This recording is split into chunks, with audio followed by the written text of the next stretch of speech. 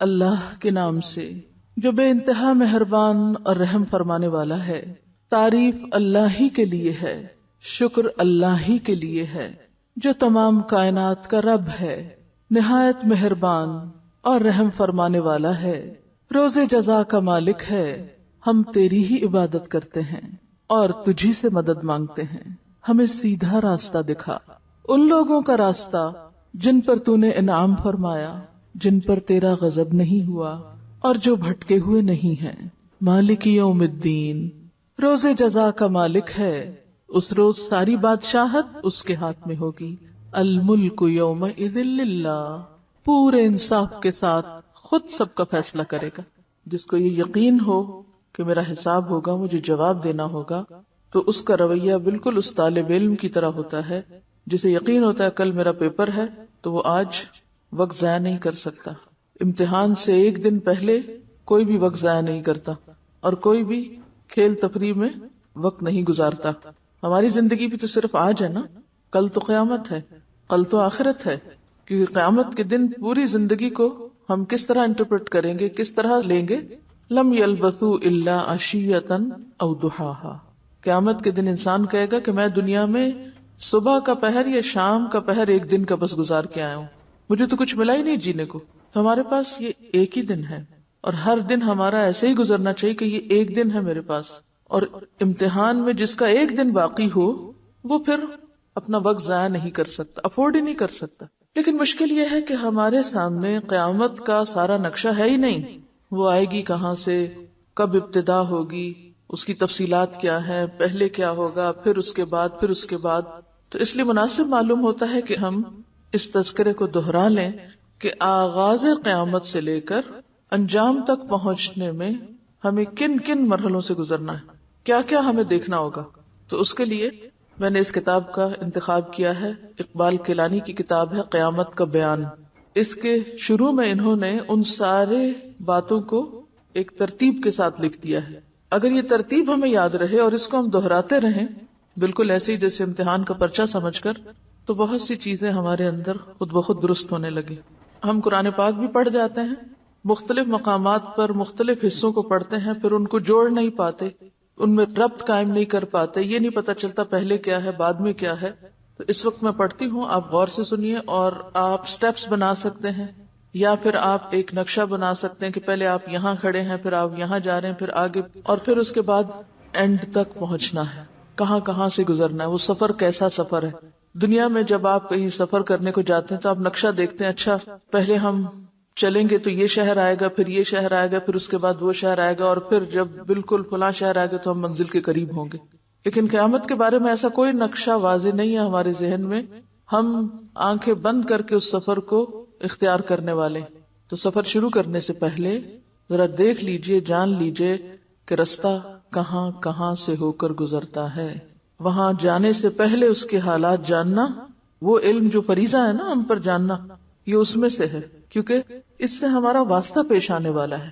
تو آئیے توجہ سے سنیے، اور چونکہ میں صرف ایک بیان دوں گی، اس کی تفصیل اور اس کے جو دلائل ہیں اور اس کے جو ریفرنسز ہیں یہ پھر پوری کتاب میں پھیلے ہوئے ہیں، اس کو آپ پھر بعد میں خود بھی ملاحظہ کر سکتے ہیں۔ قیامت کی ابتدا نفخ صور سے ہوگی، یعنی سب سے پہلے صور پھونکا جائے گا، جس کے بارے میں رسول اکرم صلی اللہ علیہ وسلم کا ارشاد مبارک ہے، جناب اسرافیل علیہ السلام سور منہ میں لیے اپنی پیشانی جھکائے، کان اللہ کے حکم پر لگائے ہوئے ہیں، جیسے ہی اللہ تعالی حکم دیں گے وہ سور پھونکنا شروع کر دیں گے اور قیامت کا آغاز ہو جائے گا۔ کیسے بیٹھے ہیں؟ کان لگائے، سر جھکائے۔ تو اسرافیل علیہ السلام ہر وقت الرٹ بیٹھے ہیں، اشارہ ہو تو میں فوراً کام شروع کر دوں، ذرے برابر بھی وقت نہیں لگائیں گے حکم کی تعمیل میں۔ مسلم شریف کی حدیث کے مطابق یہ جمعہ کا دن ہوگا، لوگ اپنے اپنے کاموں میں مشغول ہوں گے کہ اچانک مشرق اور مغرب کے تمام لوگ ایک لمبی آواز سنیں گے جو آہستہ آہستہ اونچی ہوتی جائے گی، یعنی اس کا والیوم بڑھتا چلا جائے گا، اور یہ آواز پوری دنیا میں بیک وقت سنی جائے گی۔ پہلے زمانے میں تو شاید لوگوں کو یہ بات سمجھ نہ آتی، لیکن آج کے دور میں تو کمیونیکیشن اتنی ترقی کر چکی ہے کہ ایک شخص دنیا کے کسی ایک حصے میں بولتا ہے اور سیٹلائٹ کے ذریعے پورے گلوب پر اس کی آواز سنی جا سکتی۔ بہرحال قیامت بھی اچانک آئے گی، آواز اس طرح اٹھے گی کہ مشرق اور مغرب میں بیک وقت سنی جائے گی اور آہستہ سے تیز ہوتی جائے گی. ایسی آواز پہلے کبھی کسی نے سنی ہی نہ ہوگی. اس آواز کی ہولناکی اور سختی کی وجہ سے لوگوں میں اضطراب اور بے چینی پھیلنی شروع ہو جائے گی. جب سور کی آواز بجلی کی کڑک کی طرح شدت اختیار کر جائے گی تب لوگ مرنا شروع ہو جائیں گے، کیونکہ انسان ایک خاص لیول سے اونچی آواز سن ہی نہیں سکتے، موت واقع ہو جاتی انسان کی. جو آدمی جہاں ہوگا وہیں گر پڑے گا، جہاں ہوگا وہیں گر پڑے گا. جیسے جیسے سورہ اسرافیل بلند ہوتی چلی جائے گی ویسے ویسے نظام کائنات درہم برہم ہونا شروع ہو جائے گا. صرف زمین نہیں، باقی ستاروں، سیاروں، گیلیکسیز، سٹارز، ان سب تک یہ آواز جائے گی اور سب کا نظام درہم برہم ہوگا. زمین آندھی میں ہچکولے کھانے والی قندیل کی طرح زلزلوں کی زد میں آ جائے گی. جیسے چراغ جلتا ہے نا تو اس کا جو شعلہ ہوتا ہے، ہوا چلے تو شعلے کو کیا ہوتا ہے، خوب ہلتا ہے. تو زمین بھی اس طرح ہچکولے کھائے گی، پوری زمین. پہاڑ گرد و غبار بن کر اڑنے لگیں گے، سمندروں میں آگ بھڑک اٹھے گی، آسمان پھٹ جائے گا، سورج، چاند اور ستارے بے نور ہو جائیں گے، تمام ذی روح مخلوق، انسان، جن اور فرشتے فنا ہو جائیں گے، حتیٰ کہ ملک الموت بھی اپنی روح اللہ تعالیٰ کے حوالے کر دیں گے. ہر جاندار اور غیر جاندار چیز فنا ہو جائے گی. صرف ایک اللہ وحدہ لا شریک کی ذات ذوالجلال والاکرام باقی رہ جائے گی. اور اللہ سبحانہ وتعالیٰ کا یہ ارشاد مبارک پورا ہو جائے گا، کل من علیہا فان ویبقى وجہ ربک ذو الجلال والاکرام. ہر چیز جو اس زمین پر ہے فنا ہونے والی ہے اور صرف تیرے رب ذوالجلال والاکرام کی ذات ہی باقی رہنے والی ہے. جب ہر چیز فنا ہو جائے گی تو اللہ تعالیٰ اعلان فرمائیں گے، این الجبارون این المتکبرون لمن الملک اليوم. دنیا میں جبار بننے والے کہاں ہیں؟ دنیا میں بڑے بننے والے کہاں ہیں؟ آج کے روز بادشاہت کس کی ہے؟ کوئی جواب نہ دے گا. طویل سناٹے کے بعد اللہ سبحانہ وتعالی خود ہی اس سوال کا جواب ارشاد فرمائیں گے، للہ الواحد القہار. یہی معنی ہے واحد کا کہ صرف وہ باقی ہوگا، باقی سب فنا ہو چکے ہوں گے. آج کے روز بادشاہی صرف ایک اللہ قہار کی ہے. مسلم شریف کی حدیث کے الفاظ یوں ہیں، انا الملک این الجبارون المتکبرون. میں ہوں بادشاہ، کہاں ہے دنیا کے جبار اور متکبر؟ ایک طویل مدت جس کا علم اللہ سبحانہ وتعالی کو ہے سکوت اور سناٹے میں گزر جائے گی، خاموشی، پن ڈراپ سائلنس. پھر جب اللہ تعالیٰ چاہیں گے نئے سرے سے آسمان، زمین اور فرشتوں کو پیدا فرمائیں گے. نئی زمین میں عمارتوں، درختوں، پہاڑوں اور سمندروں کا نام نشان تک نہیں ہوگا، بلکہ وہ سفید، ہموار اور چٹیل میدان ہوگی جو اپنے رب کے نور سے خوب روشن ہو جائے گی، بالکل سفید شیٹ کی طرح، اسٹریٹ، ہموار اور چمکدار. انسانوں کو دوبارہ پیدا کرنے کے لیے آسمان سے ایک بارش نازل ہوگی جس کے نتیجے میں ہر انسان کی ریڑھ کی ہڈی سے پورا انسانی ڈھانچہ تیار ہو جائے گا. یعنی ریڑھ کی ہڈی اسی طرح گرو کرنے لگے گی جیسے ایک بیج گرو کرتا ہے. ایک بیج سے پورا درخت بنتا ہے نا، اسی طرح ریڑھ کی ہڈی سے پورا جسم دوبارہ گرو کر جائے گا اور اس پر گوشت پوست بھی چڑھا دیا جائے گا. اس کے بعد جناب اسرافیل علیہ السلام کو دوسری مرتبہ سور پھونکنے کا حکم دیا جائے گا اور تمام انسان ننگے پاؤں، ننگے بدن اور بے ختنہ اٹھ کھڑے ہوں گے. کسی کے پاس کوئی لباس نہ ہوگا، جس طرح ماں کے پیٹ سے پیدا ہوئے تھے.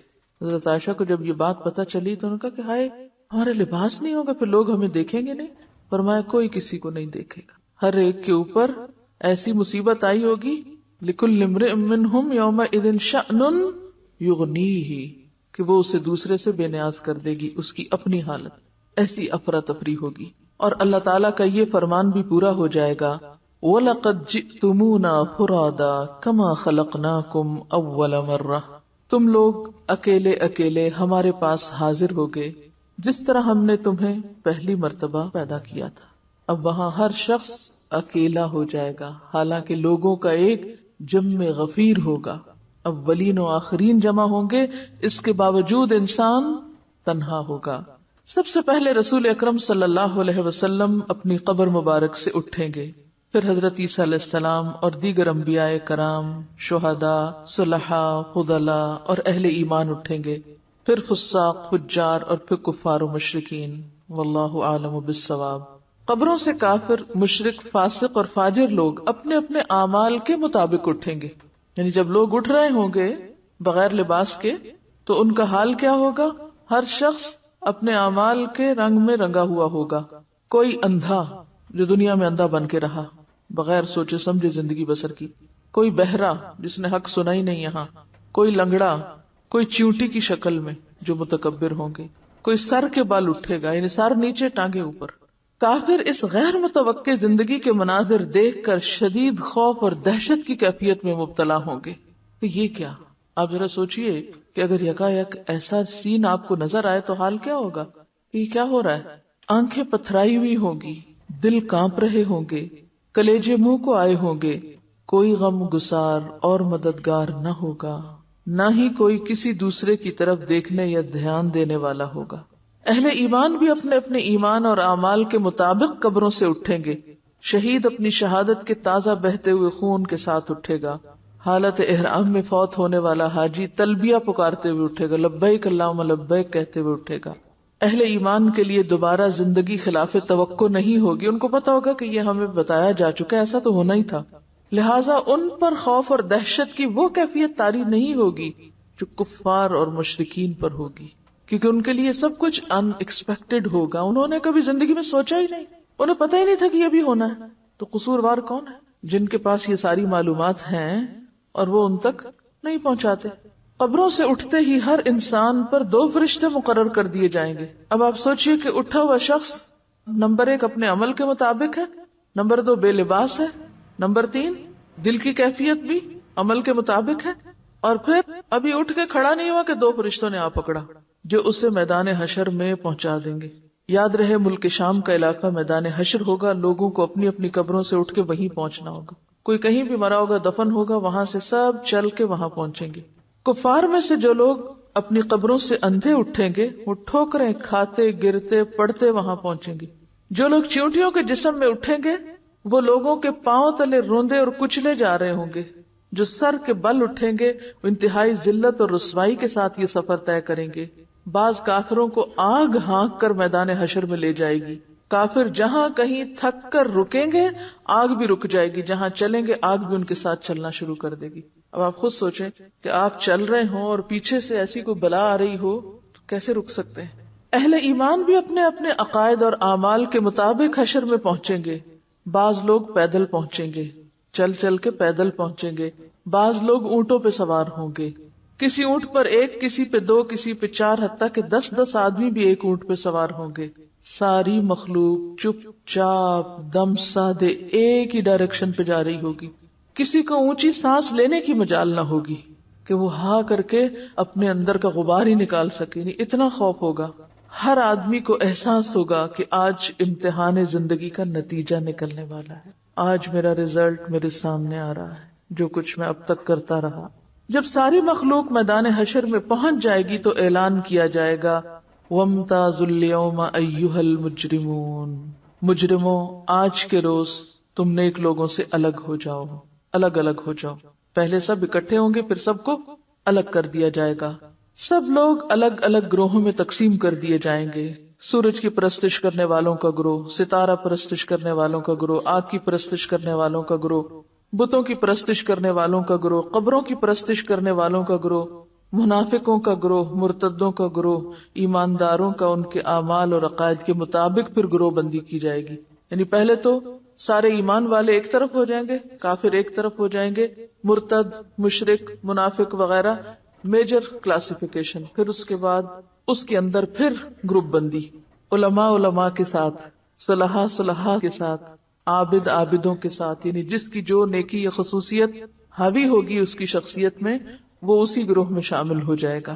عابد عابدوں کے ساتھ، متقی متقیوں کے ساتھ، خاشعین خاشعین کے ساتھ، شہداء شہداء کے ساتھ، مجاہد مجاہدین کے ساتھ، حفاظ حفاظ کے ساتھ، قراء قراء کے ساتھ، سخی سخیوں کے ساتھ، عادل عادلوں کے ساتھ، رحم دلوں کے ساتھ۔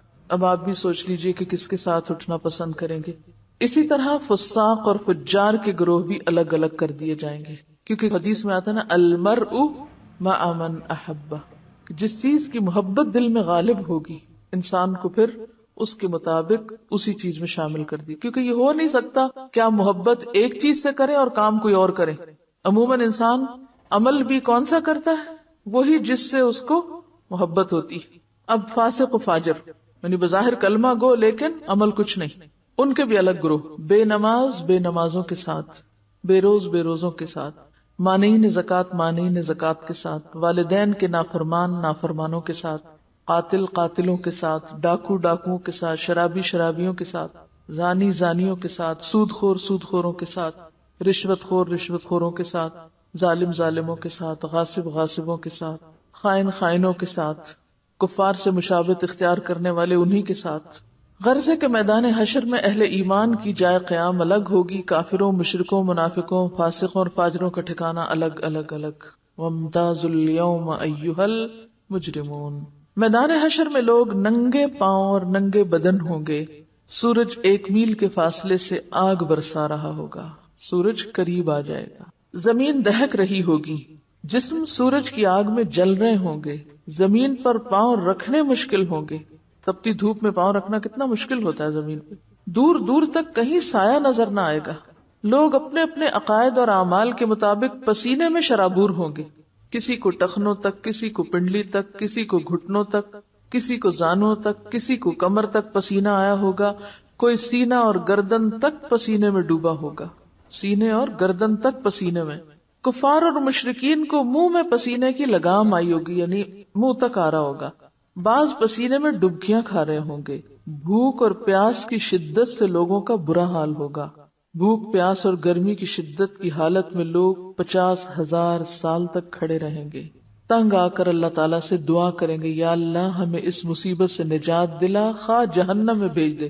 دیکھیے جنت اور جہنم بعد میں ہے، لیکن میدان حشر میں بذات خود کھڑے ہونا ایک الگ مصیبت کی بات ہے۔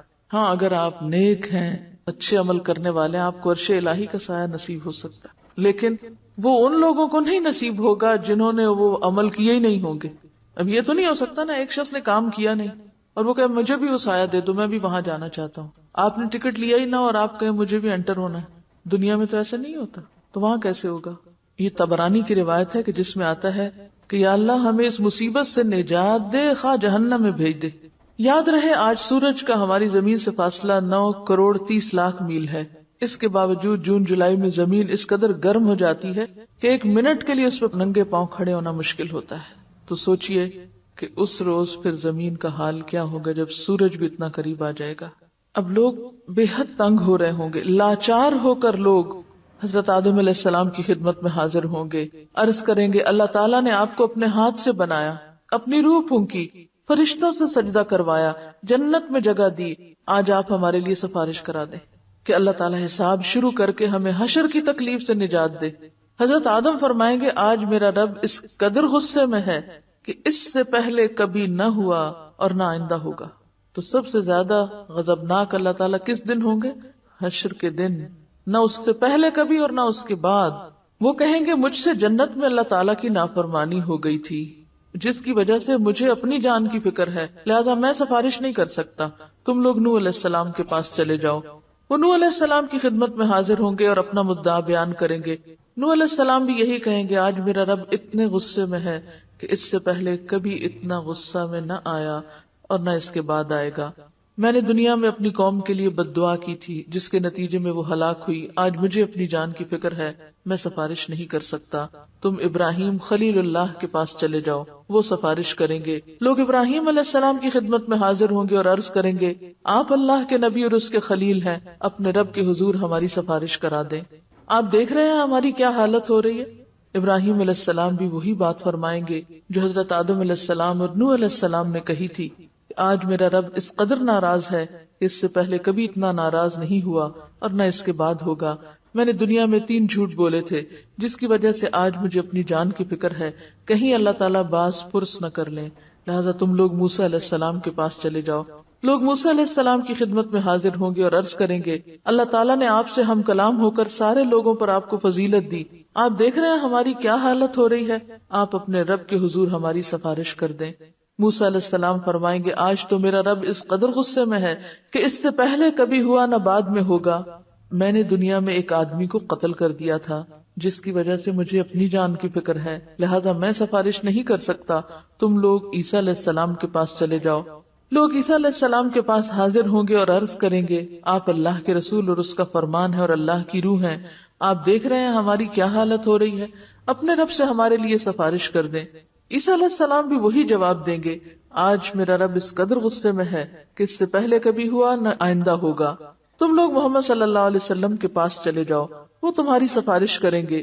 لوگ سید الانبیاء رحمت للعالمین شفیع المذنبین کی خدمت میں حاضر ہوں گے اور عرض کریں گے آپ اللہ کے رسول اور خاتم الانبیاء ہیں، اللہ نے آپ کے اگلے پچھلے سارے گناہ معاف کر دیے. آپ دیکھ رہے ہیں ہماری کیا حالت ہو رہی ہے، اپنے رب کے حضور سفارش کیجئے کہ وہ ہمارے حساب کتاب کا آغاز فرمائے. رسول رحمت فرمائیں گے ہاں آج کے روز سفارش کے لائق میں ہی ہوں. چنانچہ آپ صلی اللہ علیہ وسلم کو میدان حشر سے شفاعت کے بلند ترین مقام محمود پر پہنچا دیا جائے گا. شفاعت کے لیے آپ کہاں تشریف لے جائیں گے؟ مقام محمود جو جنت میں عرش الہی کے نیچے ہوگا. وہاں پہنچ کر آپ صلی اللہ علیہ وسلم اپنے رب کے حضور سجدے میں گر پڑیں گے اور اللہ تعالیٰ کی حمد و ثنا کریں گے. پھر جب اللہ تعالیٰ کا غصہ کم ہوگا تو اللہ تعالیٰ ارشاد فرمائیں گے اے محمد سر اٹھاؤ اور سوال کرو دیے جاؤ گے، سفارش کرو قبول کی جائے گی. یہی شفاعت کبریٰ ہوگی، یہی شفاعت کبریٰ ہے. شفاعت کبریٰ کی منظوری کے بعد رسول اکرم صلی اللہ علیہ وسلم مقام محمود سے میدان حشر میں واپس تشریف لائیں گے، یعنی اس مقام محمود سے پھر میدان حشر میں آئیں گے. اس کے بعد حق تعالیٰ فرشتوں کی معیت میں میدان حشر میں نزول اجلال فرمائیں گے. اس کا ذکر قرآن میں کہاں آتا ہے؟ وَجَاءَ رَبُّكَ وَالْمَلَكُ صَفًّا صَفًّا. 8 فرشتوں نے اللہ تعالیٰ کا عرش تھام رکھا ہوگا، عدالت الہی قائم ہو جائے گی. ملائکہ، انبیاء، اولیاء اور صلحاء کو بطور گواہ طلب کیا جائے گا. وَأَشْرَقَتِ الْأَرْضُ بِنُورِ رَبِّهَا وَوُضِعَ الْكِتَابُ وَجِيءَ بِالنَّبِيِّينَ وَالشُّهَدَاءِ وَقُضِيَ بَيْنَهُمْ بِالْحَقِّ وَهُمْ لَا يُظْلَمُونَ. اب آپ دیکھیے کہ عدالت لگی. امیجنیشن سے بھی کام لیجئے، آپ کہاں سے اٹھے تھے، کس حالت میں کہاں جا پہنچے، اور اب وہاں پر عدالت لگ گئی. کبھی عدالت جانے کا اتفاق ہوا ہو، کبھی ٹیلی ویژن پر دیکھا ہو کچھ منظر، تو ایک عجیب سی ہیبت ہوتی. اب یہاں پر آپ دیکھیے کہ عدالت لگ چکی ہے. فرشتوں کو حکم ہوگا کہ وہ لوگوں میں ان کے نامہ اعمال تقسیم کر دیں. اب یہ جو ترتیب ہے کہ نامہ اعمال کب ملیں گے، ہم سمجھتے ہیں ہم وہ اٹھیں گے سو کے اور وہ جلدی سے کوئی لے آئے گا، یہ لے لو اپنی کتاب اور ہم اس کو بس لے کے چل پڑیں گے. یہ ترتیب نہیں پتا کہ کون سی چیز کہاں ملے گی اور کب کیا کام ہوگا.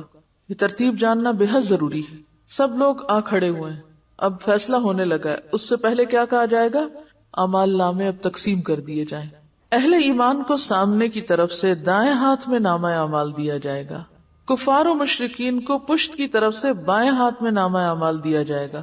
اعمال نامے پہ نظر ڈالتے ہی ہر آدمی کے سامنے اس کی ساری زندگی کا کچا چٹھا سامنے آ جائے گا. جو کچھ اب تک آپ نے کیا ہے اور جو آئندہ زندگی میں موت تک کریں گے، وہ سارا کچھ اس کتاب میں لکھا ہوا ہوگا. سوچیں آپ کے دن اور راتیں کہاں گزرتی اور کیسے گزرتی. یہی البم ہے جس کی تصویریں کل آپ کے سامنے آئیں گی. بھولے بسرے ماضی کی ساری یادیں تازہ ہو جائیں گی.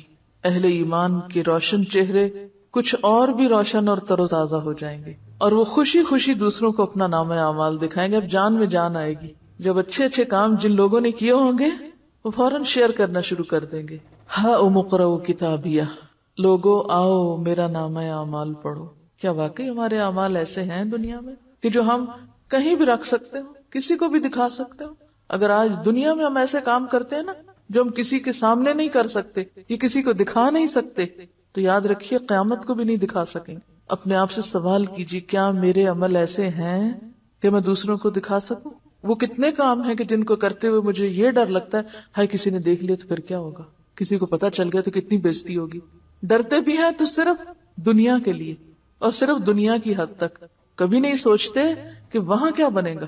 کفار و مشرکین کے چہروں کی سیاہی میں کچھ اور اضافہ ہو جائے گا. اور چہروں کی سیاہی کے بارے میں پیچھے آیت پڑھ چکے نا آپ.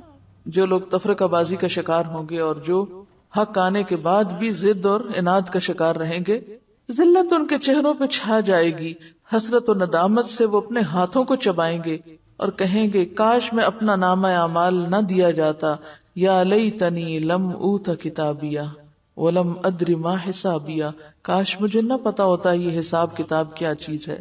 کفار و مشرکین بار بار اپنے نامہ اعمال کو دیکھیں گے اور تعجب سے کہیں گے یہ کیسا عجیب و غریب نامہ اعمال ہے جس میں ہر چھوٹا اور بڑا عمل لکھا ہوا موجود ہے۔ یا ویلتنا ما لہذا الکتاب لا یغادر صغیرۃ ولا کبیرۃ الا احصاها، یہ کیا ہوا، کوئی بات بھی نہیں چھٹی، کوئی بات بھی۔ اعمال ناموں کی تقسیم کے بعد سوال جواب کا سلسلہ شروع ہوگا۔ اللہ تعالی جس سے چاہیں گے بغیر کسی ترجمان کے براہ راست سوال کریں گے۔ اللہ تعالیٰ ڈائریکٹ پوچھیں گے۔ سب سے پہلے مشرکوں سے پوچھا جائے گا کہ انہوں نے شرک کیوں کیا۔ مشرک جواب دیں گے، انکار کریں گے، اللہ کی قسم کھا کے کہیں گے ہم نے تو کبھی شرک نہیں کیا، واللہ ربنا ما کننا مشرکین۔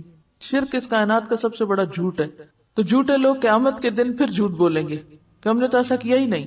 اللہ تعالیٰ کرامن کاتبین کو گواہی کے لیے بلائیں گے، جو فرشتے انہیں دیکھتے تھے یہ سب کرتے انہیں بلائیں گے، وہ مشرکوں کے شرک کی گواہی دیں گے، لیکن مشرک پھر انکار کر دیں گے۔ شرک سے بھرپور کرامن کاتبین کا تیار کیا ہوا نامہ اعمال ان کے سامنے رکھا جائے گا، مشرکین اس سے بھی انکار کر دیں گے، وہ کہیں گے نہیں ہم نے یہ نہیں کیا۔ پھر اس دور کے انبیاء، علماء یا اولیاء کو گواہی کے لیے بلایا جائے گا، تو وہ ان کے شرک کی گواہی دیں گے، لیکن مشرک اس سے بھی انکار کر دیں گے۔ پہلے اللہ تعالیٰ کس سے پوچھیں گے؟ خود ان سے۔ ان کے انکار پر کس سے پوچھیں گے؟ کرامن کاتبین سے۔ ان کے انکار پر کس سے پوچھیں گے؟ یہ اتنا پوچھنے کی اور اس کی ضرورت کیا ہے؟ تاکہ انصاف کے تقاضے پورے کیے جائیں، حجت تمام کی جائے، کوئی یہ نہ کہہ سکے کہ نہیں ہم پہ تو ظلم ہو گیا۔ پھر وہ جگہ لائی جائے گی جہاں شرک کیا جاتا تھا، یعنی وہ بت، وہ زمین، وہ علاقہ جہاں لوگ جمع ہو کے شرک کرتے تھے وہ سامنے لایا جائے گا، یعنی زمین کی گواہی۔ وہ بھی مشرکوں کے خلاف شرک کی گواہی دے گی، وہ پھر بھی انکار کر دیں گے، اور اللہ تعالیٰ سے مخاطب ہو کر کہیں گے یا اللہ کیا تو نے اپنے بندوں کو ظلم سے پناہ نہیں دی؟ اللہ تعالیٰ فرمائیں گے ہاں میں نے اپنے بندوں کو ظلم سے پناہ دی ہے۔ مشرک کہیں گے آج ہم اپنی ذات کے علاوہ کسی دوسرے کی گواہی نہیں مانتے، یہ سارے جھوٹے ہیں، ہم کسی کی بات نہیں مانتے، ہم صرف خود ہی ہماری گواہی کافی ہے۔ اب وہ چرب زبانی کرنا چاہیں گے تو اللہ تعالیٰ ان کی زبانوں پہ مہر لگا دیں گے، الیوم نختم علی افواہہم، اور ان کے اعضاء کو بولنے کا حکم دیں گے۔ تب مشرکوں کے اعضاء گواہی دیں گے کہ ہاں واقعی یہ شرک کرتے تھے، اور یوں ان پر جہنم واجب ہو جائے گی۔ یعنی صرف زبان بند کر کے انسان کے جسم کو روح روح کھا لیں تک بولیں گے یہ مجرم ہے، کیونکہ مشرک کسی کی گواہی ماننے کو تیار نہیں، وہ کہیں گے ہم صرف اپنی گواہی لاتے ہیں، اپنی گواہی منہ سے نہیں اب عمل سے، تمہارے اعضاء بتائیں گے، اور اعضاء خلاف بولنا شروع کر دیں گے۔ سوچئے اس وقت کو جب انسان کے اپنے ہاتھ انسان کے خلاف بولیں گے۔ انسان ہر ایک سے چھپ سکتا ہے، ہر ایک کو دھوکہ دے سکتا ہے، اپنے آپ سے تو نہیں چھپ سکتا نا۔ کہیں گناہ کرنا ہو تو خود سے چھپ کے کریں تاکہ یہ ہاتھ نہ دیکھیں، یہ پاؤں نہ دیکھیں، کیونکہ یہ بھی بول پڑیں گے قیامت کے دن، یہ بھی بے وفائی کر دیں گے۔ مشرک اپنے اعضاء کو لان تان کریں گے کہ ہم تو تمہیں جہنم سے بچانے کی کوشش کر رہے تھے۔ جواب میں اعضاء کہیں گے جس اللہ نے تمہیں گویائی کی قوت دی اس نے ہمیں بولنے کا حکم دیا، ہم کیسے انکار کر سکتے۔ انطقنا اللہ الذی انطق کل شیء۔ ایک منافق سے اللہ تعالیٰ سوال کریں گے کیا میں نے تجھے دنیا میں عزت، حکومت، اہل و عیال، مال و دولت نہیں دیا تھا؟ وہ عرض کرے گا کیوں نہیں یا اللہ، سب کچھ دیا تھا۔ اللہ تعالیٰ دوسرا سوال پوچھیں گے کیا تجھے یقین تھا کہ قیامت آئے گی؟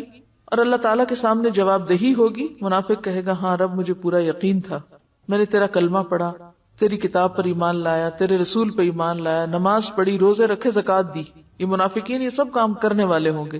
منافق اپنی تعریفیں کرنے میں پورا زور صرف کر دے گا، جیسے ہم دنیا میں اپنے نیک اعمال کو خوب خوب بیان کر رہے ہوتے ہیں۔ اللہ تعالیٰ ارشاد فرمائیں گے اچھا ذرا ٹھہرو، تم اپنی خوب صفائی بیان کر چکے، تعریفیں کر چکے، ذرا ٹھہر جاؤ، ہم کچھ اور گواہ لاتے ہیں۔ منافق اپنے دل میں سوچے گا میں نے تو مسلمانوں کے ساتھ مل کر نماز روزہ کیا، آج میرے خلاف کون گواہی دے گا؟ کسی کو نہیں پتا چلنے دیا میں نے کہ میں کون تھا، میں نے تو کسی کو پتہ ہی نہیں چلنے دیا، میرے خلاف کون؟ اللہ تعالیٰ اس کے منہ پہ مہر لگا دیں گے اور اس کی ران کو بولنے کا حکم دیں گے، ٹانگ کو کہیں گے بولو۔ چنانچہ اس کی ران، اس کے بدن کا گوشت، اس کے بدن کی ہڈیاں اور اس کے جسم کا رواں رواں اس کی منافقت کی گواہی دے گا کہ ایک طرف تو یہ نماز اور روزہ کرتا اور دوسری طرف یہ اور غلط کام کرتا تھا. یعنی بظاہر اس نے اپنی دینداری کا روب جمانے کے لیے کچھ ریچولز اختیار کر رکھے تھے، لیکن اندر سے اس کی دوستی کفار کے ساتھ تھی. کیونکہ نبی صلی اللہ علیہ وسلم کے زمانے میں خاص طور پر منافقین کا یہی طریقہ تھا، مسلمانوں کو دھوکہ دیتے ہیں، ان سے غداری کرتے ہیں، اور اسلام دشمنوں کے وفادار ہیں. لہذا جسم کا ایک ایک روح بولے گا. یا منافقت میں جو بھی انسان کام کرتا ہے ریاکاری اور دکھاوے کے لیے لوگوں کے سامنے بڑے نیک بنتا ہے، اور جب تنہائی میں ہوتا ہے تو شیطان سے بھی برے کام کرتا ہے. یہ بھی منافقت ہے نا، کہ سامنے کچھ پیچھے کچھ، لوگوں کے سامنے ان کی تعریف اور پیچھے بیٹھ کے ان کی جڑیں کاٹنا، سامنے خوشامد اور پیچھے مذاق اڑانا، یہ سب منافقت. ایسے تمام منافقانہ طرز عمل، قول و فعل کا تضاد، ایک ایک چیز کھل جائے گی. اہل ایمان سے سوال و جواب کا انداز مختلف ہوگا. ایک مومن آدمی کو اللہ تعالیٰ اپنے قریب بلا کر اس پر اپنا دامن رحمت ڈال دیں گے اور سوال کریں گے تو نے فلاں گناہ کیا تھا. یعنی ایک شخص ہے، ایمان والا ہے، لیکن انسان ہونے کے ناطے کیا ہوتا ہے، اسے غلطیاں ہوتی ہیں نا. ایک شخص ٹوٹ کے اللہ کو چاہتا ہے، قربانی کرتا ہے، مال کی، وقت کی، جان کی، ہر چیز کی، اس کے باوجود بھی غلطی ہوتی ہے نا. ہوتی کہ نہیں ہوتی؟ ہوتی.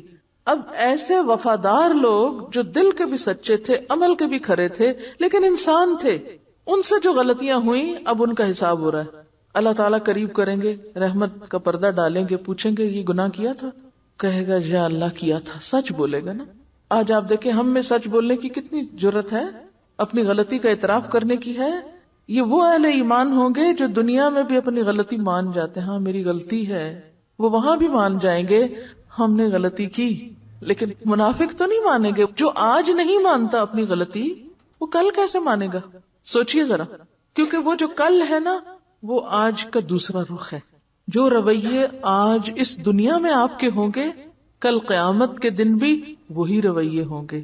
جھوٹے وہاں بھی جھوٹ بولیں گے، دھوکہ باز وہاں بھی دھوکہ دیں گے، اور سچے لوگ وہاں بھی سچ بولیں گے، چاہے انہیں اپنی غلطی کا اعتراف ہی کیوں نہ کرنا پڑے. وہ کہیں گے اللہ کی تھی غلطی، یہ تو ہے میری غلطی، مانیں گے.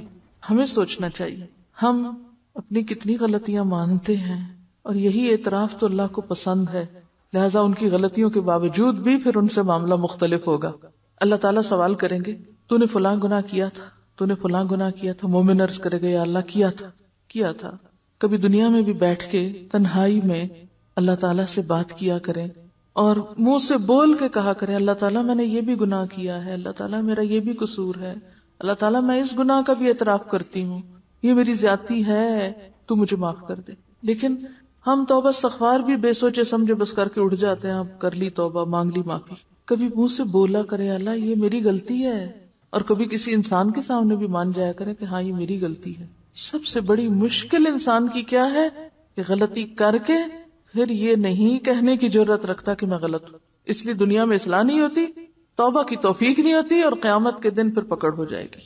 مومن عرض کرے گا یا اللہ ہاں کیا تھا. اللہ تعالیٰ اس کے ایک ایک گناہ کے بارے میں سوال کریں گے، اور وہ اقرار کرتا چلا جائے گا، اور سوچے گا اب تو ضرور ہلاک ہوا، اب تو شامت آئی، اب تو نہیں میری چھوٹ ہوگی، میں تو اتنا گناہ گار ہوں. آخر میں اللہ تعالیٰ ارشاد فرمائیں گے میں نے تیرے گناہوں پہ دنیا میں بھی پردہ ڈالا تھا، آج بھی ڈال رہا ہوں، اور اسے جنت میں بھیج دیا جائے گا. یہ مخلص لوگوں کا حال ہوگا، سچے لوگوں کا. افراد کے علاوہ انبیاء اور رسل کی تکذیب کرنے والی اقوام سے بھی سوال کیا جائے گا. یعنی انڈیویجولی بھی سوال ہوگا اور کلیکٹیولی بھی. قوم نوح سے سوال ہوگا تم نے پیغمبر کی تکذیب کیوں کی، کیوں پیغمبر کو جھٹلایا؟ وہ حضرت نوح علیہ السلام اور ان کی دعوت کا انکار کریں گے، کہیں گے نہیں ہمیں تو کسی نے کچھ نہیں بتایا. اللہ تعالیٰ نوح علیہ السلام سے فرمائیں گے نوح اپنے حق میں کوئی گواہ لاؤ. حضرت نوح علیہ السلام عرض کریں گے میری گواہ امت محمدیہ ہے. سورۃ الحج کے آخر میں آتا ہے لِيَكُونَ الرَّسُولُ شَهِيدًا عَلَيْكُمْ وَتَكُونُوا شُهَدَاءَ عَلَى النَّاسِ. رسول نے آپ کو پہنچا دیا اور آپ کو آگے پہنچانا ہے، اور قیامت کے دن بھی آپ کی گواہی لی جائے گی. چنانچہ امت محمدیہ کے علماء، اولیاء، صلحاء حاضر کیے جائیں گے اور وہ گواہی دیں گے ہاں نوح علیہ السلام پیغمبر بنا کے بھیجے گئے اور انہوں نے 950 سال تک حق کے رسالت ادا کیا. قوم نوح کہے گی تم تو ہمارے زمانے میں موجود ہی نہیں تھے. یعنی آپ سے کیا کہے گی قوم نوح، تم تو ہمارے وقت میں تھے ہی نہیں، تم تو بعد میں آئے، تم یہ گواہی کیسے دے رہے ہو؟ اس پر رسول اکرم صلی اللہ علیہ وسلم کو لایا جائے گا اور وہ اپنی امت کی صداقت کی گواہی دیں گے کہ میری امت نے قرآن مجید کی روح سے بالکل سچی گواہی دی. مجھے اور آپ کو کہاں سے پتا چلا کہ نوح علیہ السلام نے اپنی قوم کو پیغام پہنچایا تھا؟ قرآن سے نا. اور اگر قرآن پڑھا ہی نہ ہو تو کیا گواہی دیں گے؟ جس کو پتہ ہی نہ ہو کہ ایسا بھی ہو چکا. رسول اکرم صلی اللہ علیہ وسلم کی اس گواہی کے بعد قوم نوح لاجواب ہو جائے گی اور مجرم قرار پا کر جہنم میں ڈال دی جائے گی. ایسا ہی معاملہ قوم ہود، قوم صالح، قوم شعیب، قوم لوط اور دوسرے انبیاء کی اقوام کے ساتھ ہوگا. وَتَرَى كُلُّ أُمَّةٍ جَاثِيَةً، پھر اکٹھے کے اکٹھے پھینکے جائیں گے. جرم ثابت ہونے کے بعد کافر بارگاہ الہی میں درخواست کریں گے، اے ہمارے رب، ہم نے سب کچھ دیکھ اور سن لیا، بس ایک دفعہ ہمیں دنیا میں واپس بھیج دے، ہم ضرور نیک عمل کریں گے. اب ہمیں بالکل یقین آ گیا کہ یہ دن سچا ہے، اب ایک چانس ہمیں اور دے دیا جائے. ارشاد ہوگا، یہ ممکن نہیں، اب تو تمہیں اپنے کرتوتوں کا ہمیشہ ہمیشہ کے لیے مزہ چکھنا ہوگا. دنیا میں ایک طالب علم فیل بھی ہو جائے تو اسے دوبارہ چانس مل جاتا ہے اور واپسی کا کوئی چانس نہیں. ارشاد ہوگا، یہ ممکن نہیں. کفار دوسری درخواست کریں گے، یا اللہ، ہماری گمراہی کے ذمہ دار ہمارے پیشوا اور لیڈر ہیں، انہیں ہماری نسبت سے دگنا عذاب دیا جائے کیونکہ انہوں نے ہمیں بھٹکایا. آج بھی آپ دیکھیں نا کہ لیڈرز جو غلط سلط سیدھا الٹا بتاتے ہیں، لوگ بغیر سوچے سمجھے، بغیر کسی دلیل کے، آنکھیں بند کر کے اندھے بہرے لوگوں کی طرح ان کے پیچھے چلتے ہیں. بڑے بڑے لوگ جو دنیاوی اعتبار سے انتہائی عقل مند، لیکن جب دین کا معاملہ آتا ہے تو کسی سے کوئی دلیل نہیں مانگتے، آنکھیں بند کر کے دوسروں کے پیچھے چلتے ہیں. ارشاد ہوگا، تمہارا یہ عذر بھی قابل سماعت نہیں. گمراہ ہونے والوں کو گمراہ ہونے کا عذاب دیا جائے گا اور گمراہ کرنے والوں کو گمراہ کرنے کا عذاب دیا جائے گا. اپنی اپنی جگہ تم دونوں ہی مجرم ہو، دونوں کو اپنے اپنے کیے کی سزا ملے گی. حشر میں اس قسم کے سوال و جواب کے علاوہ دیگر اعمال کا حساب کتاب بھی ہوگا. حقوق اللہ میں نماز کا حساب سب سے پہلے ہوگا. جو آدمی نماز کے حساب میں کامیاب رہا وہ انشاءاللہ باقی اعمال میں بھی کامیاب رہے گا. جو نماز کے حساب میں ناکام رہا باقی اعمال میں بھی ناکام رہے گا، کیونکہ ارشاد نبی کیا، نماز جنت کی کنجی ہے. حقوق العباد میں سب سے پہلے قتل، اس کے بعد دوسرے اعمال. مقتول کو قاتل سے، مظلوم کو ظالم سے، مجبور کو جابر سے حق دلوایا جائے گا. اللہ تعالیٰ اعلان فرمائیں گے، میں بادشاہ ہوں اور حقوق دلوانے والا ہوں. آج کوئی جہنمی اس وقت تک جہنم میں نہیں جا سکتا جب تک کسی جنتی کو اس کا حق نہ دلوا دوں، اور کوئی جنتی اس وقت تک جنت میں نہیں جا سکتا جب تک کسی جہنمی کو اس کا حق نہ دلوا دوں. کیا معنی ہے اس کا؟ یعنی ایک شخص کو جہنم میں جانا تھا لیکن اس کے اوپر حق تھا کس کا؟ ایک جنتی کا. اب کیا ہے، کیسے ہوگا یہ کہ جہنم میں جانے والا اس جنتی کے حصے کے بھی گناہ لے کے مزید سزا بھگتے گا اور اس کا درجہ بلند ہو جائے گا. اور اسی طرح ایک شخص جنت میں جا رہا تھا اور دوسرا جہنم میں، جنت والے نے کس کا حق مارا ہوا تھا؟ جہنم والے کا. اب کیا ہوگا، جنت والے کے عمل لے کے جہنم والے کو دیے جائیں گے. اب جہنم والا اگرچہ جہنم سے نہ بھی نکلے لیکن اس کا عذاب کم ہو جائے گا اس وجہ سے، اور جنت والے کا درجہ نیچے ہو جائے گا. لیکن ہم حقوق العباد کے معاملے میں کتنے بے پرواہ ہیں. ہم سمجھتے ہیں جس کا مرضی مذاق اڑا لیں، جس کی مرضی غیبت کر لیں، جس کو چاہیں ذلیل کر دیں، جس کے ساتھ جو زیادتی چاہیں کر لیں، ماں باپ کا کہنا نہ مانیں، ان کی کوئی عزت نہ کریں، بہن بھائیوں کا کوئی خیال نہ کریں، تو کوئی فرق نہیں پڑتا. کیا ہوگا؟ نہیں. آپ چاہے جنت میں بھی جا رہے ہوں اور دوسرا جس کا آپ نے حق مارا وہ جہنم میں بھی جا رہا ہو تو بھی کیا کرنا ہوگا؟ اس کو اس کا حق دینا ہوگا. حقوق کا معاملہ بہت سخت معاملہ ہے، معمولی نہیں ہے. چھوٹے سے چھوٹے ظلم اور معمولی سے معمولی زیادتی کا حق بھی اللہ تعالیٰ حقدار کو دلوا کے چھوڑیں گے. اگر ہمیں یہ احساس ہو جائے تو میں سمجھتی ہوں ہماری ساری زندگی لوگوں سے معافی مانگتے گزر جائے کہ میں نے تمہارے حق میں اگر کچھ بھی کیا ہو تو پلیز معاف کر دو. اور معافی مانگنے سے پہلے تو ہم یہ خیال کریں کہ ہمارے سے کسی کو تکلیف ہی نہ پہنچے. کتنے کانشیس ہو جائیں، کتنے محتاط ہو جائیں. یہ ساری زیادتیاں اور ظلم صرف اس وقت ہوتے ہیں جب ہمیں خدا کا خوف نہیں ہوتا، آخرت کے حساب کا فکر نہیں ہے. ہم سمجھتے کوئی بات نہیں، اس نے بھی تو یہ کیا تھا. اگر کسی نے پیلو کی ٹہنی کے برابر کسی کا حق غصب کیا ہوگا، پیلو کی ٹہنی جیسے ایک مسواک ہوتا ہے، اتنا سا بھی اگر کسی کا حق مارا، یعنی آپ نے کسی کی مسواک چوری کر لی مثلا، اسی بات سے سمجھے، بغیر اس کی اجازت کے وہ لے کے آپ غائب، یا کسی کی بے عزتی کی ہوگی تو اللہ تعالیٰ اس کا بدلہ بھی دلوائیں گے. اگر کسی نے کسی جانور پر ظلم اور زیادتی کی ہوگی، جانور پہ کسی بلی کو بھوکا رکھا، کسی اور جانور کو ستایا، اس جانور کا بدلہ بھی اللہ تعالیٰ لے کر چھوڑیں گے. حتیٰ کہ اگر کسی جانور نے کسی جانور پر ظلم کیا ہوگا تو ان جانوروں کو بھی ایک دوسرے سے حقوق دلوانے کے لیے زندہ کیا جائے گا. مظلوم جانور کو ظالم جانور سے بدلہ دلوایا جائے گا، اس کے بعد انہیں دوبارہ مرنے کا حکم دے دیا جائے گا.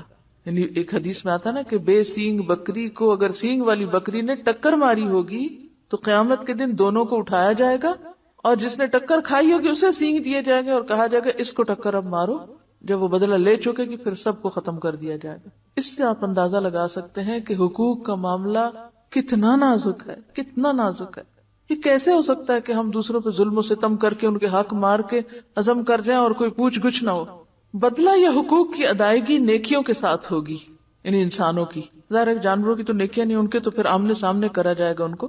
ظالم نے مظلوم پر جتنا ظلم کیا ہوگا اس کے برابر اس کی نیکیاں لے کے مظلوم کو دے دی جائیں گی.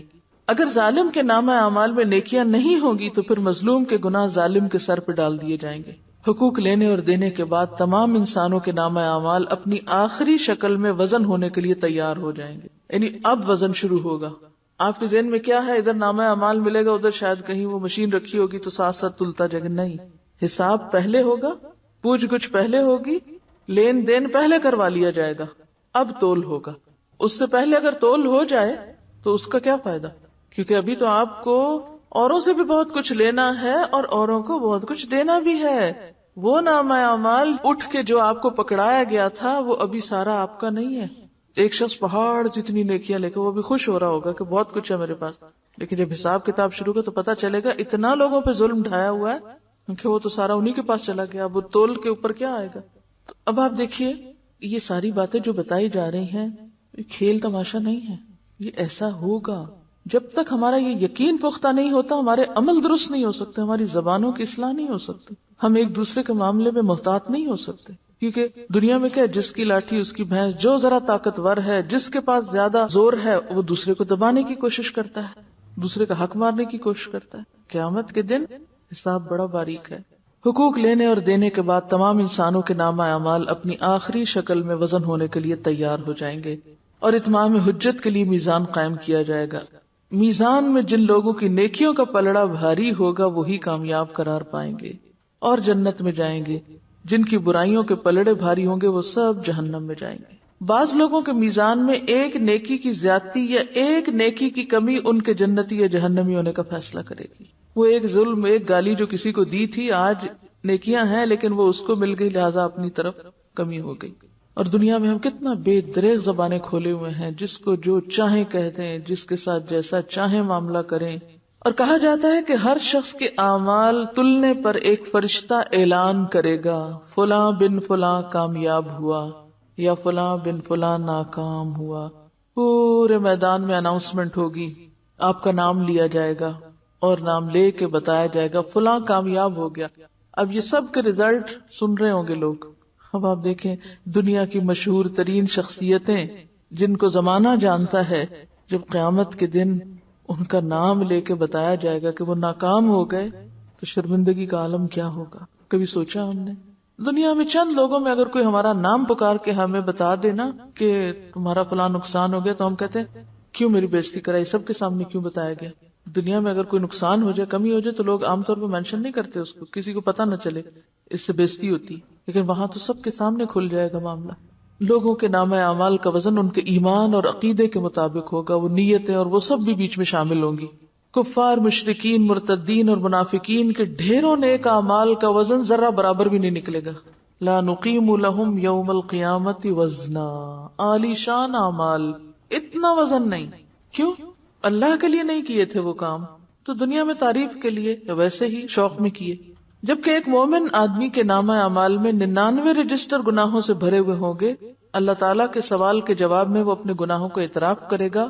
اللہ تعالیٰ فرمائیں گے کہ اس کے اعمال میزان میں تولے جائیں. نیکیوں کے پلڑے میں ایک چھوٹا سا کاغذ رکھ دیا جائے گا جس پر کلمہ توحید ہوگا. وہی کلمہ توحید اس کے گناہوں سے بھرے 99 رجسٹروں پہ بھاری ہو جائے گا اور وہ جنت میں چلا جائے گا. اب اس حدیث سے بعض لوگ کیا سمجھتے ہیں وہ جو کلمہ ہم نے پڑھ لیا ہے وہ کافی ہے اور وہ باقی حساب کتاب کے مرحلوں کو بھول جاتے ہیں. یہ اس لیے کہا گیا ہے کہ ایک شخص جس نے کلمہ پڑھا اور ساتھ ہی اس کی موت آ گئی، اب ساری زندگی مثلا 90 سال وہ جیا کفر کی حالت میں، مرنے سے پہلے کلمہ نصیب ہو گیا، اب وہ 99 رجسٹر تو اس کے بھرے میں کس سے؟ ایسے لوگ ہیں نا تاریخ میں، یا ایسے بہت سے لوگ ہوتے ہیں کہ ادھر لا الہ الا اللہ پڑھی اور ادھر دنیا سے چلے گئے. یعنی اس حدیث کا مطلب یہ نہیں ہے کہ انسان جان بوجھ کے غلط کام کرتا رہے اور کہ میں نے کلمہ پڑھ رکھا ہے، نہیں. یعنی ایک شخص جس نے سچے دل سے ابھی اسلام قبول کیا تھا، پچھلی ساری زندگی کفر شرک میں گزری، لیکن آئندہ ایک نیکی کرنے کا موقع نہیں ملا. وہ ایک صحابی کے بارے میں آتا نا، انہوں نے کلمہ پڑھا اور فوراً وہ شہید ہو گئے. اب قیامت کے دن کیا ہوگا؟ وہ ایک کلمہ کس پہ بھاری ہوگا؟ ساری زندگی پہ بھاری ہوگا. کیونکہ ہوتا یہ ہے کہ لا الہ الا اللہ کا سچے دل سے کہنا پچھلے سارے گناہوں کو واش آؤٹ کر دیتا ہے، صفائی کر دیتا ہے. میزان ان 3 جگہوں میں سے ایک ہے جن کے بارے میں اللہ کے رسول صلی اللہ علیہ وسلم نے فرمایا وہاں کوئی آدمی کسی کو یاد نہیں کرے گا. جب نیکیاں اور بدیاں تل رہی ہوں گی نا، کوئی کسی کو یاد نہیں کرے گا، نہ اس کی مدد کرے گا، نہ اس کے کام آئے گا. اگر کسی آدمی کی ایک نیکی میزان میں کم ہو گئی تو سارے حشر میں، یعنی میدان حشر میں، کوئی بھی اسے ایک نیکی دینے کے لیے تیار نہیں ہوگا. ایک نیکی کا سوال کوئی تیار نہیں. نہ باپ، نہ بیٹا، نہ بیٹی، نہ بیوی، نہ کوئی یار دوست، نہ پیر مرشد، سب ایک دوسرے سے دور بھاگیں گے. یوم یفر المرء من اخیہ. سب سے آخری اور مشکل ترین مرحلہ صراط کا ہوگا. سب سے آخری اور مشکل ترین مرحلہ صراط کا. ہر آدمی کو پل صراط سے گزر کر ہی جنت میں جانا ہوگا. پل صراط بال سے باریک تلوار کی دھار سے زیادہ تیز جگہ ہے جسے جہنم کے اوپر رکھا جائے گا. برج ہے جو جہنم کے 2 کناروں کے اوپر ہوگا اور لوگوں کو اس سے گزرنے کا حکم دیا جائے گا. اب اس کو پاس کرو. گزرنے سے پہلے پورے میدان حشر میں ہر طرف مکمل تاریکی اور اندھیرا چھا جائے گا. اب آپ دیکھیے لوگ اوپر آ رہے ہیں اور اتنے میں کیا؟ Total darkness. کبھی آپ کسی ایسے خطرناک جگہ پہ جا رہے ہیں اور اچانک اندھیرا ہو جائے، روح فنا ہو جاتی بندے کی. اب تو ہلاکت میں کوئی دیر ہے ہی نہیں. ہر آدمی کو اس کے عقیدے اور اعمال کے مطابق صراط سے گزرنے کے لیے نور دیا جائے گا. اب ہر ایک کا اپنا اپنا نور، اپنی اپنی روشنی. بالکل ایسے ہی نا جیسے لائٹ جاتی ہے تو ہر گھر میں اپنی روشنی جلائی جاتی ہے، تو اس میں فرق ہوتا ہے نا ہر روشنی میں ایک سے دوسرے میں. بالکل قیامت کے دن پل صراط پر بھی ہر بندے کی روشنی فرق ہوگی. اہل ایمان کو 2 نور کی مشعلیں دی جائیں گی، بعض کو 1 دی جائے گی. ایمان والوں میں سے بھی بعض کو 2 اور بعض کو 1 روشنی. بعض لوگوں کو ٹمٹماتے چراغ کی روشنی دی جائے گی، یعنی ہل رہا ہوگا اس کا شعلہ. حتیٰ کہ سب سے کم درجہ اس شخص کا ہوگا جس کے پاؤں کے انگوٹھے پہ روشنی ہوگی، یعنی بس وہ نیچے سے ہلکی ہلکی روشنی دیکھ کے چل رہا ہوگا. اہل ایمان پل صراط سے گزرتے ہوئے اللہ تعالیٰ سے دعا مانگیں گے، یعنی جو ہی لائٹ جائے گی وہ کیا مانگنے لگیں گے؟ ربنا اتمم لنا نورنا واغفر لنا انک علی کل شیء قدیر. اے ہمارے پروردگار، ہمارا نور آخر تک قائم رکھ، ہمیں بخش دے، بے شک تو ہر چیز پہ قادر ہے. بعض اہل ایمان بجلی کی تیزی کے ساتھ پل صراط عبور کر لیں گے، بس جو ہی قدم رکھا لمحوں میں دوسری طرف. بعض ہوا کی تیزی کے ساتھ جیسے اڑتے ہوئے جا رہے ہوں، بعض تیز رفتار گھوڑوں کی طرح، بعض اونٹوں کی رفتار سے، بعض دوڑتے ہوئے پیدل انسان کی طرح، بعض لوگ عام چال سے چلتے ہوئے، بعض سست رہوں گے، چلا ہی نہیں جائے گا، بعض گرتے پڑتے ٹھوکرے کھاتے زخمی ہو کر عبور کریں گے. پل صراط کے دونوں طرف خود کار کنڈے ہکس لگے ہوئے ہوں گے، آنکڑے جن کو کہا جاتا ہے، دونوں طرف ہکس ہوں گے جو اللہ تعالیٰ کے حکم کے مطابق بعض لوگوں کے چلنے میں صرف رکاوٹ ڈالیں گے. وہ جا رہے ہوں گے، آگے بیریئر آ جائے گا اور رکنا پڑے گا. بعض لوگوں کو پل کے اوپر ہی بار بار گراتے رہیں گے، یعنی نیچے تو نہیں جائیں گے، اوپر ہی گرتے رہیں گے. بعض لوگوں کو صرف زخمی کر دیں گے، یعنی چل رہے ہوں کہ آ کے یک لگے گا تو زخمی ہو جائے گا انسان. بعض کو کھینچ کے جہنم میں گرا دیں گے، جیسے وہ ایک ہوتا نا کہ اٹھا کے نیچے. کچھ لوگ چند قدم ہی چلیں گے تو انہیں جہنم میں گرا دیا جائے گا، ابھی رکھیں گے پاؤں تو وہ نیچے. بعض لوگ کچھ فاصلہ طے کر لیں گے اور پھر نیچے. بعض لوگ آدھا فاصلہ طے کرنے کے بعد گرائے جائیں گے. بعض پل پار کرنے کے قریب ہوں گے تو گرا دیے جائیں گے. کئی لوگ ساری زندگی اچھے کام کرتے رہتے ہیں، آخر میں ایسے غلط کام کر جاتے ہیں. اب وہ سارا رستہ تو اچھا پار کر لیا، جب وہ بالکل مرنے کے کنارے تھے ایسا غلط کام کیا کہ وہ گئے. تو یہ جو مختلف معاملے ہوں گے مختلف لوگوں کے ساتھ، یہ ان کے زندگی کے جو اعمال، یہ طریقے ہوں گے، اس کے عکاس ہوں گے. جو یہاں کر رہے ہیں وہی وہاں نظر آ رہا ہوگا. انسان کے اعمال صالحہ صراط پر نہ صرف یہ کہ نور مہیا کریں گے بلکہ اس کی حفاظت بھی کریں گے. روایتوں میں آتا ہے کہ قربانی کے جانور سواریوں کا کام دیں گے. کہتے ہیں نا کہ عظموا ضحایاکم فانها علی الصراط مطایاکم، یعنی مضبوط جانوروں کی، یعنی اپنے پلے ہوئے جانوروں کی قربانی کرو کیونکہ صراط پر وہ تمہاری سواریاں ہوں گے، یعنی اسٹرانگ جانور ہوں. مریل سے جانور مت قربان کرو اللہ کے راستے میں، الا یہ کہ بندے کو توفیق نہ ہو، وہ الگ بات ہے. لیکن اگر اپنا دل میں ایمان ہے تو پھر اور بات ہے. صراط سے گزرنے کا منظر اتنا ہولناک ہوگا کہ کسی کی زبان سے کوئی بات نہ نکلے گی. وہ جو دعا پڑھیں گے نا وہ تو روشنی ختم ہوتے ہی پڑھ لیں گے. اب جب چلنا شروع کریں گے تو کوئی بولے گا نہیں، صرف انبیاء کی زبان سے یہ الفاظ سنائی دیں گے، رب سلم رب سلم. باقی لوگ نہیں بولیں گے یا اللہ بچا لے یا اللہ بچا لے. صراط سب سے پہلے رسول اکرم صلی اللہ علیہ وسلم اور آپ کی امت عبور کرے گی، بعد میں دیگر انبیاء اور امتیں عبور کریں گی. صراط عبور کرنے کے بعد تمام اہل ایمان قنطرہ، جو پل صراط کا آخری حصہ ہوگا جنت میں داخلے سے پہلے کی جگہ، اس پہ روک لیے جائیں گے. سب اہل ایمان، جن مسلمانوں کے درمیان کوئی غلط فہمی یا گلا شکوہ یا غصہ اور ناراضگی ہوگی وہ دور کی جائے گی، دل دھوئے جائیں گے وہاں سب کے. وَنَزَعْنَا مَا فِي صُدُورِهِم مِّن غِلٍّ، یہ وہاں ہوگا عمل. جب سارے اہل ایمان مکمل طور پر پاک اور صاف ہو جائیں گے تب انہیں جنت میں داخل ہونے کی اجازت دی جائے گی، کیونکہ جنت خبیث لوگوں کی جگہ نہیں ہے. رسول اکرم صلی اللہ علیہ وسلم جنت کے دروازے پر تشریف لائیں گے، دروازہ کھلے گا، آپ اپنی امت سمیت جنت میں تشریف لے جائیں گے. جنت میں داخل ہونے کے بعد آپ کو اپنی امت کی فکر لاحق ہوگی. آپ اپنی امت کا حال پوچھیں گے، کیا سب آ گئے؟ معلوم ہوگا کہ بہت سے امتی تو جہنم میں گر پڑے ہیں، امتی جہنم میں گر پڑے ہیں. آپ صلی اللہ علیہ وسلم اللہ کے حضور سجدے میں گر پڑیں گے، اتنا غم ہے آپ کو اپنی امت کا.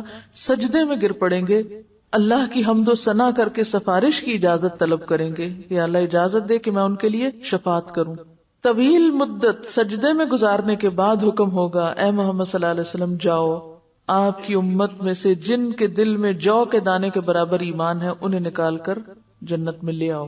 رسول اللہ صلی اللہ علیہ وسلم فرشتوں کو لے کر اپنی امت کے برگزیدہ افراد کے ساتھ جہنم کے کنارے تک جائیں گے اور فرمائیں گے اپنے اپنے اعزاء و اقارب اور اپنی اپنی جان پہچان کے لوگوں کی نشانی بتاؤ تاکہ فرشتے انہیں نکال لائیں. دیکھیے کیسا منظر ہوگا نا. چنانچہ ایسے لوگ جن کے دل میں جو کے دانے برابر ایمان ہوگا جہنم سے نکال کر جنت میں لے جائے جائیں گے. اس وقت آپ صلی اللہ علیہ وسلم کی امت اہل جنت کا 1/4 ہوگی، 1/4، چوتھا حصہ. آپ کی سفارش دیکھ کر دیگر انبیاء بھی اپنی امتوں کی سفارش شروع کر دیں گے. امت محمدیہ کے شہداء، علماء، اولیاء اور صلحاء کو بھی شفاعت کی اجازت دی جائے گی. وہ بھی اپنے اپنے عزیزوں رشتہ داروں کو پہچانیں گے اور انہیں سفارش کر کے جہنم سے نکلوائیں گے. رسول اکرم صلی اللہ علیہ وسلم جنت میں واپس پہنچ کر پھر امت کے بارے میں سوال کریں گے، اب میری امت میں سے کتنے جہنم میں باقی ہیں؟ آپ کو بتایا جائے گا کہ ابھی تو 1000 کی تعداد میں ہیں. آپ پھر سفارش کے لیے سجدے میں گر پڑیں گے. اذن شفاعت ملے گا کہ آپ کی امت کے وہ افراد جن کے دل میں چیونٹی یا رائی کے دانے برابر ایمان ہے انہیں بھی نکال لاؤ. اور رائی دانے برابر ایمان کس میں نہیں ہوتا؟ جو برائی کو برائی نہ جانے. آپ صلی اللہ علیہ وسلم حسب ثابت امت کے علماء، اولیاء اور صلحاء کو لے کے جہنم کے کنارے پہنچیں گے. رائی کے برابر ایمان والوں کو جہنم سے نکال کے جنت میں لے جائیں گے. تب آپ کی امت اہل جنت کے 1/3 برابر ہو جائے گا، تیسرا حصہ ہو جائے گی. آپ پھر پوچھیں گے میری امت کے کتنے افراد ابھی جہنم میں ہیں؟ آپ کو بتایا جائے گا ابھی تو 1000 ہیں. آپ اذن شفاعت کے لیے پھر سجدہ ریز ہو جائیں گے، اللہ تعالیٰ کی حمد و ثنا کریں گے. پھر اذن شفاعت ملے گا کہ چونٹی یا رائی سے کم درجے کے ایمان والوں کو بھی جہنم سے نکال لاؤ. اذن شفاعت ملنے پر آپ پھر فرشتوں کے ساتھ اپنی امت کے علماء، فضلاء اور اولیاء اور صلحاء کے ساتھ جہنم کے کنارے پہنچیں گے اور امت کے ان سارے لوگوں کو وہاں سے نکلوائیں گے جن کے دل میں رائی سے کم ایمان ہوگا. تب آپ کی امت اہل جنت کی آدھی تعداد کے برابر ہو جائے گی، نصف. چوتھی مرتبہ پھر نبی صلی اللہ علیہ وسلم ان لوگوں کے لیے اذن شفاعت طلب کریں گے جنہوں نے ساری زندگی میں صرف ایک بار لا الہ الا اللہ پڑھا ہوگا، صرف ایک بار، اور کچھ نہیں کیا ہوگا. اب یہ آخری مرحلہ ان کا ہوگا. اللہ تعالیٰ فرمائیں گے میری عزت، عظمت اور جلال و کبریائی کی قسم جس نے لا الہ الا اللہ کہا ہے اسے میں خود جہنم سے نکال لوں گا. یہ سزا بھگتے گا اپنی بدعمالیوں کی، لیکن نکال لیا جائے گا. آخر میں اللہ تعالیٰ خود ان لوگوں کو جہنم سے نکال کر جنت میں داخل فرمائیں گے جنہوں نے لا الہ الا اللہ کہا ہوگا. جنتی لوگ اس آخری گروہ کو اتقاء اور رحمان کہیں گے، یعنی رحمان کے آزاد کردہ. یہ کہہ کے پکاریں گے. شفاعت کا سلسلہ جب مکمل ہو جائے گا اور تمام اہل جنت جنت میں داخل ہو جائیں گے تب اہل جنت میں اپنی اولادوں اور اعزاء و اقارب سے ملنے کا تجسس پیدا ہوگا. اب ہوش آئے گی، اچھا خیال آگا وہ امی کہاں ہیں، وہ بہن کہاں ہیں، وہ دوست کہاں ہیں، اب یاد آنی شروع ہوگی. کیوں؟ اب کچھ چین آئے گا کہ اچھا اب منزل پہ پہنچ گئے اور وہ باقی بھی سارے آ گئے. اب وہ انہیں ملنے اور دیکھنے کی خواہش کا اظہار کریں گے کہ بہت لمبی جدائی ہوگی، اب ملاقات کرنا چاہتے ہیں. حشر کے میدان میں چاہے ساتھ بھی کھڑے ہوں گے نا، کوئی دیکھے گا بھی نہیں کہ یہ میرا بھائی کھڑا ہے جو مجھ سے 10 سال پہلے فوت ہو گیا تھا اور مجھے بڑا انتظار تھا کہ قیامت کے دن میں اس سے ملوں گی. کوئی کسی کو یاد نہیں کرے گا. اللہ تعالیٰ کا ارشاد ہوگا اولادوں کو ان کے والدین کے ساتھ ملا دیا جائے. چنانچہ تمام اہل جنت کے اہل و عیال کو ایک جگہ اکٹھا کیا جائے گا، یعنی سارے ایز اے فیملی پھر سب ایک دوسرے کو ملیں گے. اہل جنت کے جنت میں آباد ہونے کے بعد اور اہل جہنم کے جہنم میں پہنچنے کے بعد سب کو آواز دی جائے گی، اے اہل جنت جنت کے کنارے پہ آ جاؤ، اے اہل جہنم جہنم کے کنارے پہ آ جاؤ. دونوں فریق امید و بیم کی کیفیت میں منادی کی طرف متوجہ ہوں گے. ایک سفید مینڈا ہوگا جس کے بارے میں اہل جنت اور جہنم سے پوچھا جائے گا کیا تم اسے پہچانتے ہو؟ اہل جنت اور جہنم دونوں کہیں گے ہاں ہم اسے پہچانتے ہیں، یہ موت ہے. اس کے بعد اللہ تعالیٰ اس مینڈے کو ذبح کرنے کا حکم دیں گے. مینڈے کو ذبح کرنے کے بعد اعلان کر دیا جائے گا اے جنت والو تمہارے لیے ہمیشہ کے لیے جنت خالدین فی، تمہیں اب موت نہیں آئے گی. اور اے جہنم والو تمہارے لیے بھی ہمیشہ کے لیے جہنم ہے، اب تمہیں کبھی موت نہیں آئے گی. یہ سن کر جنتی اتنے خوش ہوں گے کہ خوشی سے مرنا ممکن ہوتا تو جنتی خوشی سے مر جاتے، اور جہنمی یہ اعلان سن کر اتنے غمگین ہوں گے کہ غم سے مرنا ممکن ہوتا تو مر جاتے. نفخ صور سے لے کے جنت یا جہنم میں پہنچنے تک یہ وہ مرحلے ہیں جن سے ہر انسان کو گزرنا ہوگا. وآخر دعوانا ان الحمد للہ رب العالمین.